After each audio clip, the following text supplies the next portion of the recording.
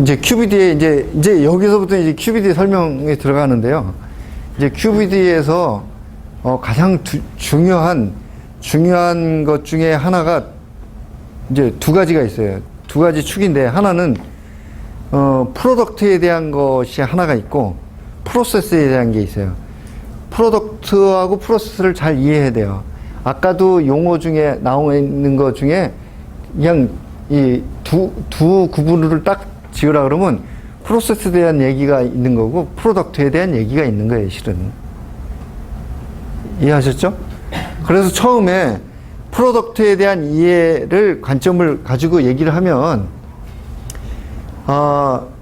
prior knowledge, 그 다음에 clinical study, animal study, in vitro study, 이거는 아까 제가 간략하게 얘기했지만 개발 단계 그 과정 중에 쭉 나오는 것 중에 그게 있는 거예요. 프리클리니컬, 클리니컬, 그 다음에 개발. 그 내용들을 다 종합해서 프로덕트에 대한 것들을 요 세이프티 에피커시 자료하고 연결시켜서 보는 거예요. 그러면 프로덕트의 어떤 성질이 이런 자료들에 의해서 세이프티 에피커시에 영향을 주는지 안 주는지 이렇게 보는 거예요. 실예로 들으면 아까 제가 EPO 같은 거 얘기하셨죠? EPO 같은 거 얘기 드릴 때 당이 붙어 있냐 안 붙어 있냐에 따라서 효과가 차이가 난다고 그랬는데, 그러면 그 당의 함량과 당의 시퀀스가 여기 프로덕트 퀄리티 어트리뷰트에 들어가는 거예요. 그 중에서도 임팩트가 크기 때문에 크리티컬 프로덕트 퀄리티 어트리뷰트가 되는 거죠. 그래서 이제 그런 영향을 주는 정도에 따라서 이렇게 하이 크리티컬리티, 로우 크리티컬리티를 나눠요. 나누는데 이걸 뭘로 가지고 나누냐? 여기서 쓰는 툴이 리스크 분석이에요. 리스크 애널리시스를 하는 거예요. 리스크 애널리시스 저기 Q9에 가서 보면은 리스크 툴이 굉장히 많이 있어요. 리스크 툴 많은데 그 중에서 가장 쉬운 거는 여러분들도 맨날 하는 것 중에 하나예요. 여러분들 이렇게 쭉 뭔가 이렇게 설문지 있고 체크, 노, 예스 이렇게 체크하잖아요. 그것도 리스크 분석하는 툴이에요. 그 다음에 여기 앞에 장표에 보면 그 모식도가 이렇게 이 프로세스 모식도 나와 있죠? 그것도 리스크 분석의 툴 중에 하나예요. 그 가장 어려운 거, 지금 여기 QBD에서 가장 많이 쓰고 가장 어려운 거는 그 FMEA라고 해서 뒤에 나오니까 다시 설명드리겠습니다. 그렇게 해가지고 이제 리스크 분석을 해서 이제 리스크가 높은 것들은 하이 리스크지만 하이 리스크라고 얘기를 하는 게 아니고 하이 크리티컬이기 때문에 여기 크리티컬에 따라서 크리티컬 퀄리티 어트리뷰트로 분류하고 여기는 로우이기 때문에 크리티컬을 안 씁니다. 그러면 내가 시험을 할 때 어떤 것부터 시험을 해야 되냐면 여기 위에 있는 것부터 시험하는 거예요. 그러니까 리스크 분석을 왜 하냐? 많은 것들을 막 해야 될 때 가장 중요한 것들만 하는 거예요. 가장 중요한 것들만 먼저 개발하는 거예요. 그래도 이해가 안 되시죠? 이따가 뒤로 가서 다시 설명을 드릴게요. 그 다음에 이제 프로세스에 대한 것들이 있는데, 프로세스에 대한 이해는 실질적으로 이제 여기 보면 프로세스 타겟이 있고, 그 다음에 프로세스 개발 자료, 특성 자료. 그래가지고 요런 과정을 통해서 디자인 스페이스라고 하는 게 나와요. 디자인 스페이스 용어 안 들어보셨지만, 디자인 스페이스는 이렇게 생각하시면 돼요. 옵티멈 레인지다. 이렇게 생각하시면 돼요. 옵티멈 레인지. 옵티멈 레인지인데, 베스트예요, 베스트. 베스트 옵티멈 레인지. 그래서 이런 것들을 구해지면, 근데 왜 스페이스라고 쓰느냐? 스페이스라고 쓰는 이유는 나중에 이제 분석을 하게 되면 공간적인 개념으로 그 결과가 나와요. 예전에는 레인지라고 그러는 거는 2차원적이에요. 2차원적. 2차원적이라는 거는 어떤 하나의 그 파라미터에 대해서, 온도에 대해서, 예를 들어 온도가 옵티멈하다 그럴 때, 35도에서 37도가 가장 옵티멈합니다. 이렇게 얘기하는 거는 레인지예요, 레인지. 2차원적이. 근데 지금 여기 스페이스가 나오는 건 3차원적으로 하는 거예요. 3차원적인 거는 파라미터 간에 같은 교집합, 그러니까 2개 또는 3개의 파라미터에 공통된 옵티멈 존을 찾아주는 거예요. 그래서 이 3차원적으로 그려지기 때문에 스페이스라고 그러는 거예요. 스페이스. 용어를 저렇게 쓰는 이유를 아셔야 됩니다. 나중에 그것도 뒤에 또 자료가 있으니까 다시 보여드리겠습니다. 그래서 이런 그 프로세스의 파라미터에 가장 옵티멈한 존을 찾아서 그거를 내가 이 제품을 만들 때는 이런 조건 하에서 운영하겠다.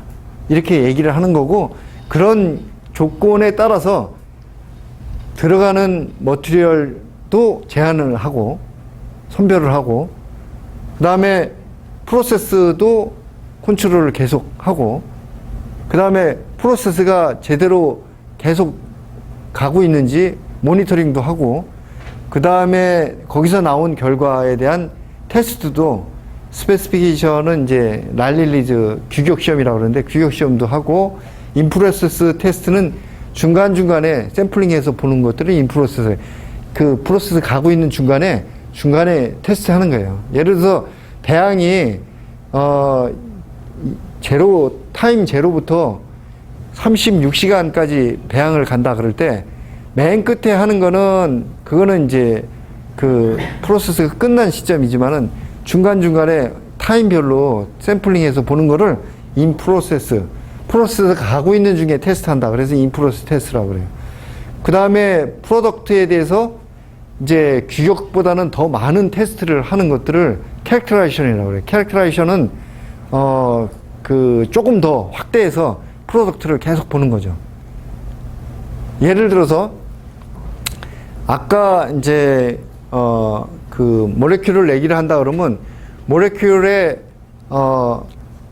단백질 함량, 그러니까 아미노산으로 돼 있으니까 아미노산이 단백질이니까 단백질 함량을 보는 거는 규격 시험에 들어가지만은 시퀀스를 다 잘라서 아미노산 시퀀스를 다 보는 거는 그거는 규격 시험에 안 넣고 특성 시험, 캐릭터라이제이션 시험에 넣어요. 시간이 많이 걸리고 아주 디테일하게 보는 거. 그 다음에 그 아까 당 같은 것도 얘기했는데 당의 시퀀스를 보는 거는 캐릭터라이제이션 시험이고, 당의 그냥 함량, 그러니까 뭐가 얼마큼 있다, 뭐가 얼마큼 있다, 이런 것들을 그냥 토탈리 보는 거는 이 규격 시험에서 보는 겁니다. 조금 달라요, 조금. 예. 그 다음에 프로세스가 제대로 계속적으로 어떤 일정한 레인지에서 가는지 보는 것들, 이런 것들이 다 테스트하고 연관이 돼 있어서 요거를 컨트롤 스트레치라고 얘기해요. 컨트롤 스트레치. 예. 그래서 요렇게 하면서 프로세스도 관리하고 프로덕트에 대한 퀄리티도 관리하는 이런 것들이 이제 계속되는 거고, 계속적으로 이제 베리피케이션을 해 가는 거죠. 그래서 이제 그 아까 앞쪽에 있는 프로덕트에 대한 이해 이쪽하고 프로세스에 대한 이해 이쪽하고, 그 다음에 그 컨트롤 스트래티지, 이렇게 이게 전체를 가지고 이렇게 쭉 보면 중간중간에 리스크 평가를 하게 돼 있는데, 이 리스크 평가를 해서 얻어내는 것들이 있어요. 실제로 여기서 리스크 평가 한번 했죠? 여기서 나올 수 있는 거는 뭐가 될까요? 여기서 나올 수 있는 거는 아까 얘기했던 퀄리티 어트리뷰트 중에서 크리티컬러티를 따져가지고 크리티컬 퀄리티 어트리뷰트를 찾아내는 게 여기예요. 그 다음에 여기는 프로세스의 디벨롭 자료를 가지고 봐서 프로세스 파라미터를 쭉 나열해서 리스크 분석해서 그거의 크리티컬러티를 가지고 따져서 크리티컬 프로세스 파라미터를 보는 거예요. 이게 두 번째예요. 그리고 얘하고 이제 두 개를 같이 묶어가지고 비교를 같이 해가지고 이제 디자인 스페이스를 만들어 가는 거죠. 그래서 이런 과정들이 필요하고, 그 다음에 여기서는 스케일이 커집니다. 여기 디자인 스페이스는 작은 스케일에서 나오지만은 실질적으로 개발 단계에서 보면 점점 상업화 쪽으로 갈수록 스케일이 커지잖아요. 그 커졌을 때 다시 한번 실질적으로 리스크 분석을 또 다시 합니다. 제대로 맞아 들어가는지 안 맞아 들어가는지 앞쪽에서 한 게 이런 상황에서 이제 리스크 분석을 다시 하죠. 그래서 이렇게 매 단계마다 중요한 단계 때 리스크로 관리하고 리스크에 평가를 해가지고 관리하기 때문에 리스크 매니지먼트라고 얘기를 하고, 그것이 이제 바이오 의약품 또는 뭐 제약에서 전체적으로 이제 다 쓰기 때문에 ICH에서 가이드라인까지 만든 그런 상황입니다. 지나가겠습니다. 리스크 평가는 어떻게 하냐? 리스크 평가. 리스크 평가만 가지고도 몇 시간을 얘기를 드려야 돼요. 몇 시간을 얘기를 드려야 되는데 여기서는 이렇게 드릴 수가 없고 벌써 40분이 다 돼가고 이제 10몇 분 있으면 오늘 수업이 끝나기 때문에 안타깝습니다. 지금 이렇게 시간이. 그래서 오늘 요거까지만 하고 질문을 받거나 아니면 하겠습니다. 똑바로 드셔야 됩니다. 이게 잠깐 10분 동안 설명하지만은 아주 많은 거를 함축하고 있어요. 여기 보시면 severity, occurrence, detectability, 요게 리스크 분석의 3요소예요. 3요소. 3가지를 가지고 곱하기 해가지고 숫자를 매기게 돼 있어요. 그런데 severity는 이거는 진짜 영향을 주는 거예요. 그러니까 사람한테 얼마큼 영향을 주는지, 이게 심한 경우는 사람이 죽는지, 아니면 반병신이 되는지, 아니면 그냥 살짝 그냥 아프다 마는지, 그런 거에 따라서 리스크를 평가를 해주는 거예요. 근데 왜 이렇게 되냐면 CQA가 뭐라죠? CQA는 뭐죠? 프로덕트에 대한 거잖아요. 프로덕트에 대한 거기 때문에 프로덕트가 잘못 만들어지면 어떻게 돼요? 사람이 죽을 수 있잖아요. 그래서 이게 CQA에서, 그러니까 프로덕트에 대한 크리티컬리티를 평가를 해가지고 그게 이제 세버리티가 되는 거죠. 그 다음에 프로세스에 관련된 거는 보면은 이게 오큐런스인데, 오큐런스는 뭐냐면 빈도예요, 빈도. 프로세스를 돌리다가 잘못될 확률, 그 프로세스가 갈 확률 가지고 따지는 거예요. 그러면 잘 보세요. 여기 아까 프로덕트에 대한 제가 2가지 축으로 얘기하라고 했잖아요. 하나는 뭐냐면 프로세스에 대한 이해, 프로덕트에 대한 이해, 2가지 축이라고 그랬잖아요. 여기서도 마찬가지로 리스크 분석할 때 세버리티는 프로덕트에 대한 거고, 그 다음에 어큐런스는 프로세스에 대한 거. 그러면 나머지 이거 하나는 디텍터빌리티, 이거는 QC예요. QC. 잡아낼 수 있냐 없느냐. 잡아내면은 리스크가 낮은 거고, 우리가 아무리 테스트를 해도 못 잡아내. 이게 그 센서티브하지 않아서 이런 것들은 리스크가 커지는 거예요. 발생을 했는데도 못 잡아내기 때문에.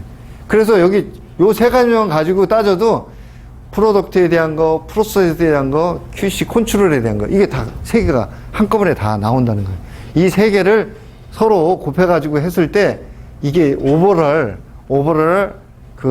크리티컬 리스크를 평가할 수 있다는 거죠.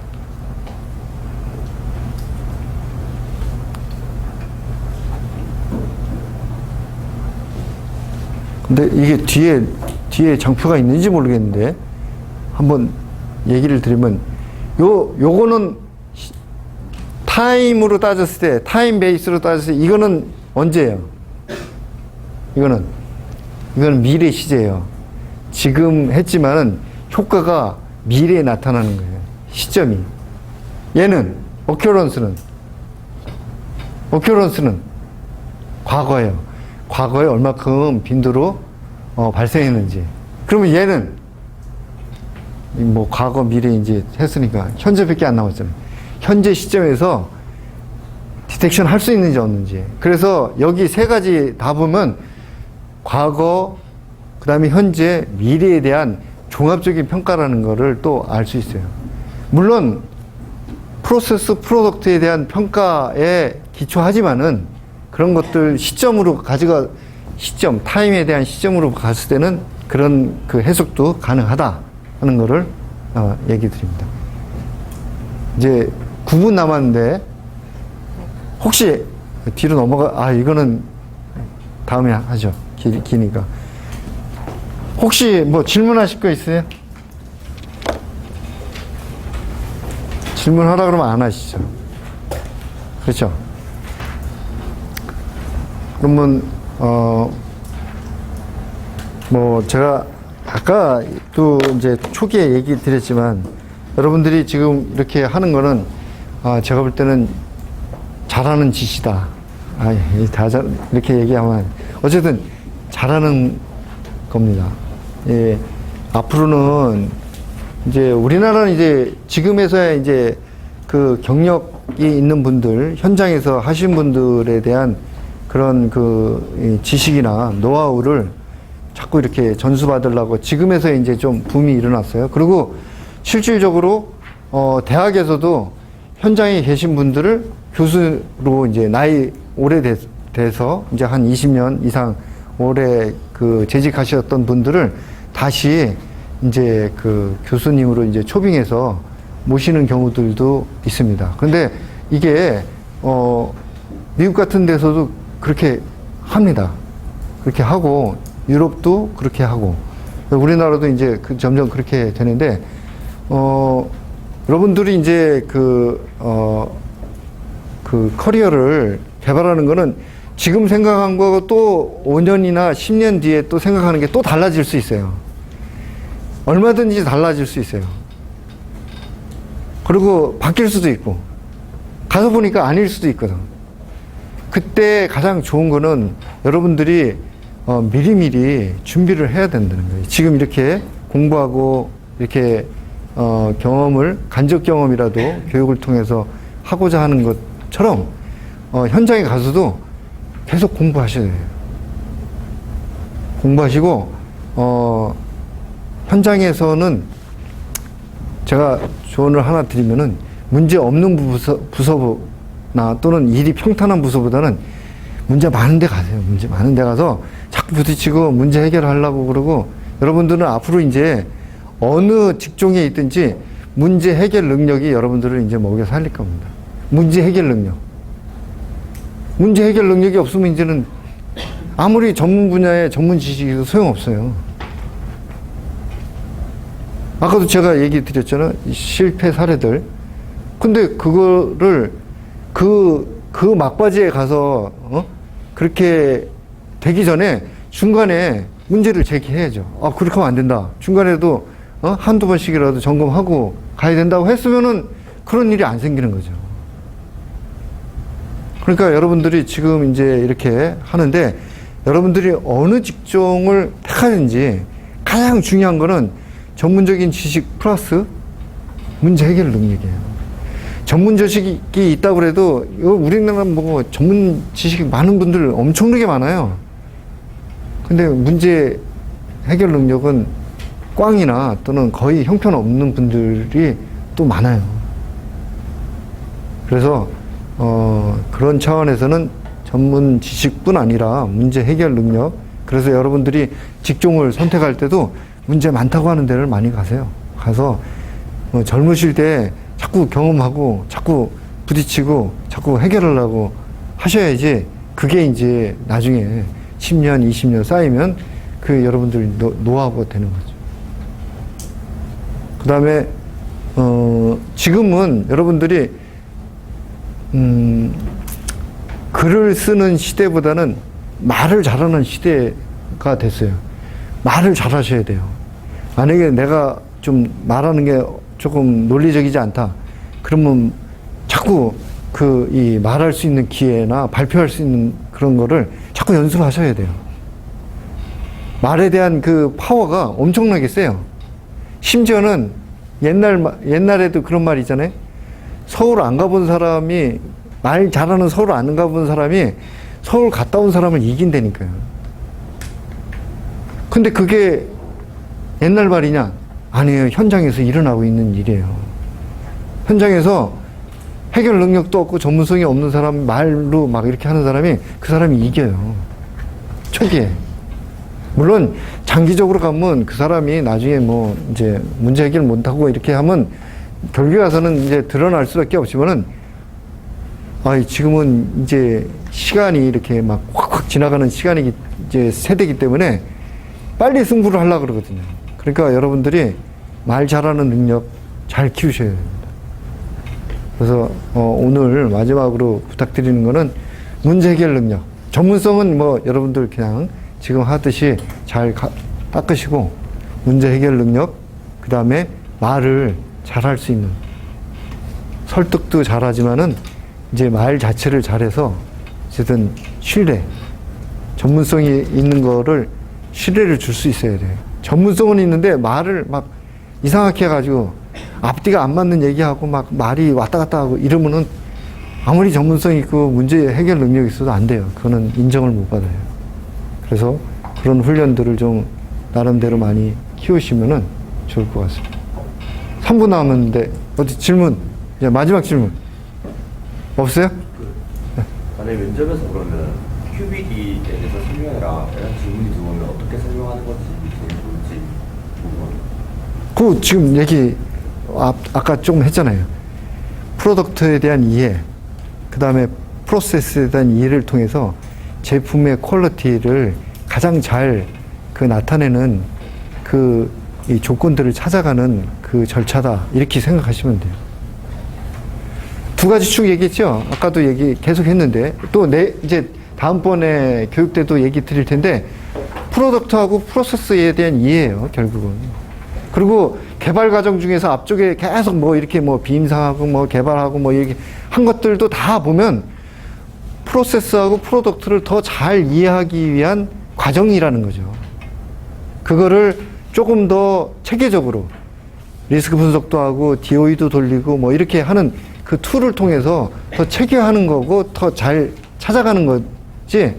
어쨌든 그 전체적인 맥락은 QBD가 그렇다, 그렇게 얘기하고, 이제 뭐 그거에 대한 기법이 뭐가 필요하냐 그러면 뭐 전문적인 그 프로덕트에 대한 전문성도 있어야 되고, 그 다음에 DOE, 그 다음에 리스크 분석하는 거, 그 다음에 통계적으로 그거를 해석할 수 있는 능력, 이런 것들을 필요하다고 얘기합니다.